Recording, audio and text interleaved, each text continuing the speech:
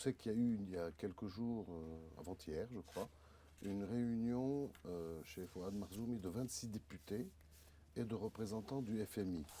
Vous faisiez partie des 26 députés. Oui. Qu'est-ce que vous vous êtes dit? Écoutez, je ne vais pas pouvoir dire ce qui a été dit dans la réunion parce que Non, non, l'esprit. Mais l'esprit. Il y a eu une discussion franche entre le FMI et nous. Je fais partie des députés qui pensent que le Liban doit passer par un plan FMI pour pouvoir sortir de là où il est. Je pense que c'est essentiel. Je pense que de remettre que le prix qu'on est en train de subir, que tous les Libanais sont en train de subir chaque jour qu'on est en train de gagner du temps, enfin, ou de perdre du temps dans ce cas-là, est un prix énorme. Il y a 25 millions de dollars par jour qui sont en train de disparaître. Il y a une livre libanaise, j'étais en train de faire le calcul quand j'ai présenté ma candidature en septembre.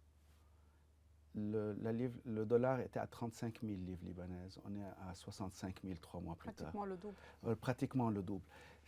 Chaque jour, les Libanais sont en train de payer le prix. Mais nous voulons en même temps un bon plan FMI. C'est ça.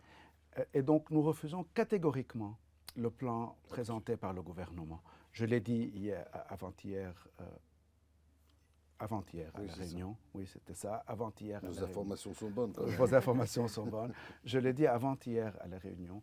Le grand problème du plan du gouvernement, et c'est très simple,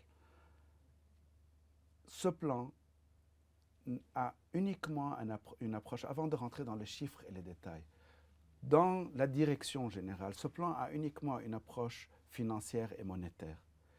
Et si on a une approche simplement financière et monétaire de la réforme, sans avoir une approche économique et donc politique, parce que, par exemple, pour agrandir la taille de notre économie, on doit se réconcilier avec le monde arabe et le monde. Et ça, c'est un problème politique, ce n'est pas un problème. Deux, il doit y avoir une approche sérieuse des réformes dans le secteur public.